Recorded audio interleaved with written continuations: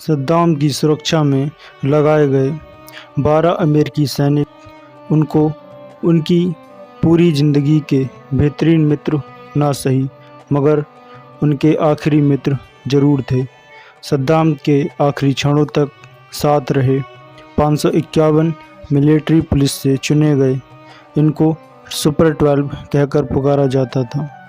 इनमें से एक बिल वार्डेन बर्पर ने एक किताब लिखी है, the prisoner in his palace, his American guards and what history left unsaid, जिसमें उन्होंने सद्दाम की सुरक्षा करते हुए उनके अंतिम दिनों के विवरण को साझा किया है। वार्डेन बर्पर मानते हैं कि जब उन्होंने सद्दाम को उन लोगों के हवाले किया जो उन्हें फांसी देने वाले थे, तो सद्दाम की सुरक्षा में लगे सभी सैनिकों की आंखों में आंसू थे। वार्डेन बर्पर अपने एक साथी एडम रोजिंसन के हवाले से लिखते हैं कि हमने सद्दाम को एक मनोविकृत हत्यारे के रूप में कभी नहीं देखा।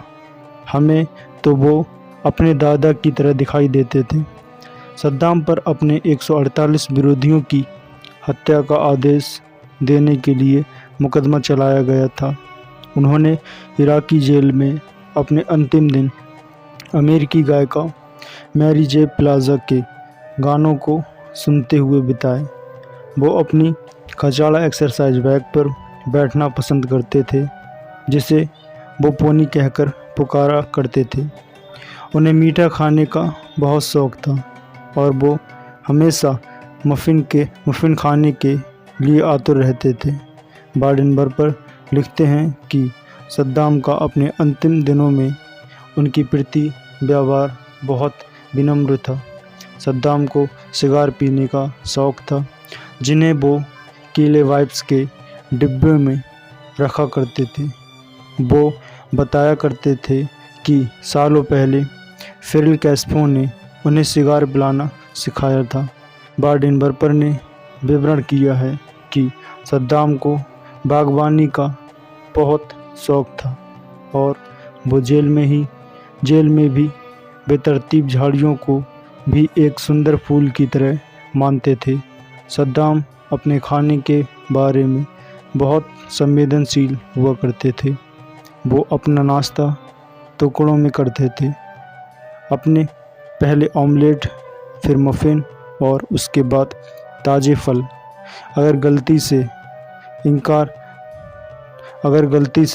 उनका ऑमलेट टूट जाए तो उसे खाने से इनकार कर देते थे।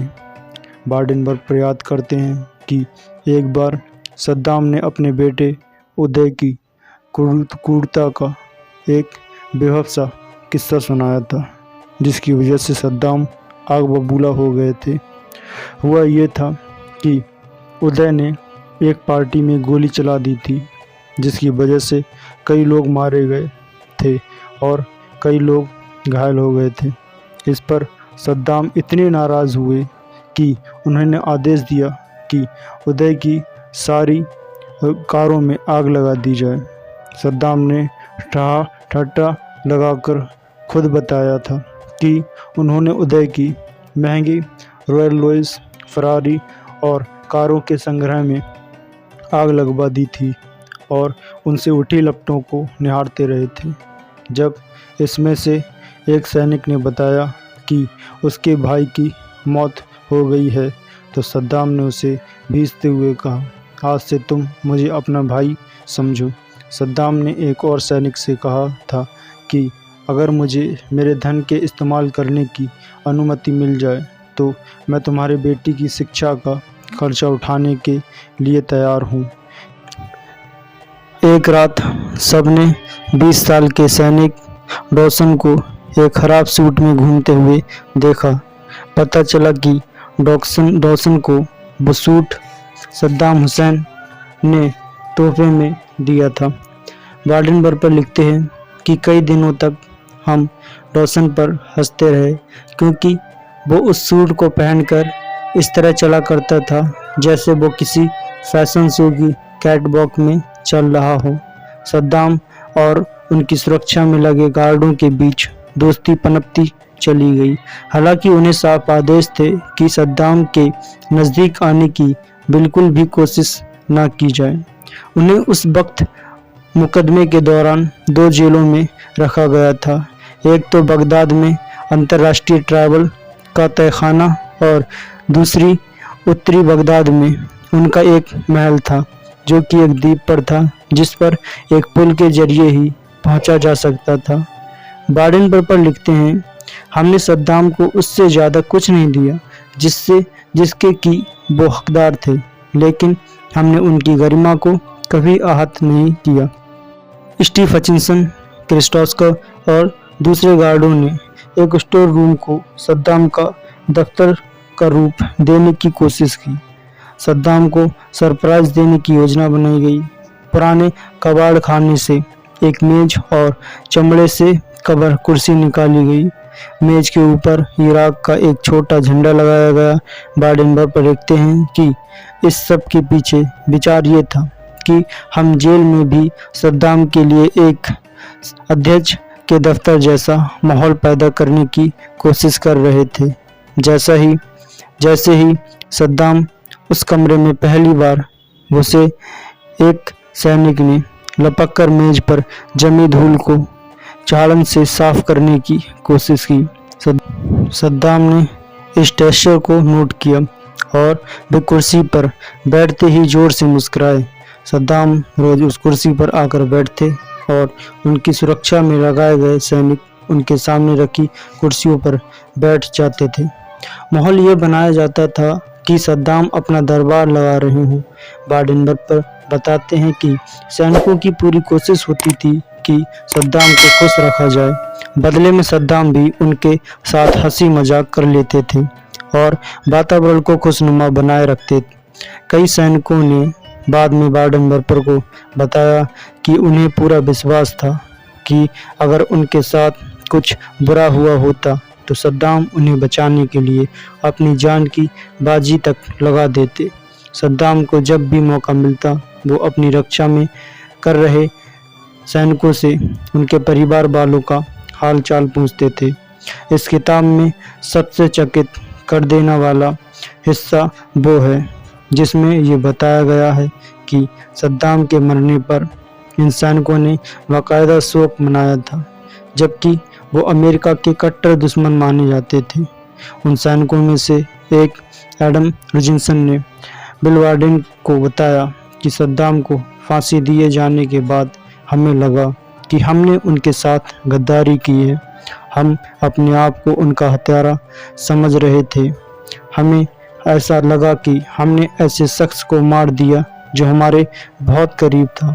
सद्दाम को फांसी दिए जाने के बाद उनके शव को बाहर ले जाया गया तो बाहर खड़ी भीड़ ने उनके ऊपर थूका था और उसके साथ बदसलूकी की। बाडेन-बर्पर लिखते हैं कि ये देखकर सद्दाम की अंतिम समय तक सुरक्षा करने वाले ये 12 सैनिक भौचक्के रह गए थे। उनमें से एक शख्स ने भीड़ से 2-2 हाथ करने की कोशिश भी की थी, लेकिन उनके साथियों ने उन्हें वापस खींच लिया। उन सैनिकों में से एक स्टीव हचिंसन ने सद्दाम को फांसी दिए जाने के बाद अमेरिकी सेना से इस्तीफा दे दिया था।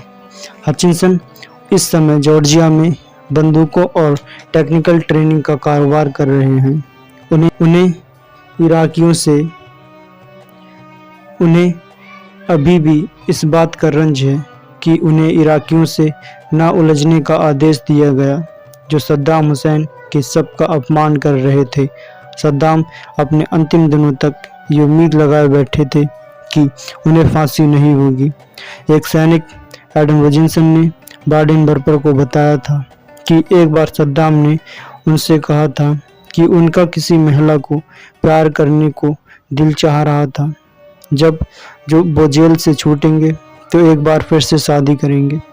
अभी मैं झुका नहीं हूँ। 30 दिसंबर 2006 को सद्दाम हुसैन को तड़के 3 बजे जगाया गया था। उन्हें बताया गया कि उन्हें थोड़ी देर में फांसी दे दी जाएगी। ये सुनते ही सद्दाम के भीतर कुछ टूट सा गया। वो चुपचाप नहाए और अपने आप को फांसी के लिए तैयार किया। अपनी फांसी से कुछ क्षणों पहले सद्दाम ने स्टीव हचिंसन को अपनी जेल कोठरी के बाहर बुलाया और अपने हाथ की कलाई की घड़ी उन्हें सौंप दी। हचिंसन ने विरोध करना चाहा। सद्दाम ने वो घड़ी जबरदस्ती उनके हाथ में पहना दी। हचिंसन के जॉर्जिया के घर में एक सेफ के अंदर वो घड़ी आज भी टिक टिक कर रही है। वीडियो अच्छी लगी हो तो प्लीज़ चैनल को सब्सक्राइब कर लें ऐसी इन्फॉर्मेटिव वीडियो के लिए।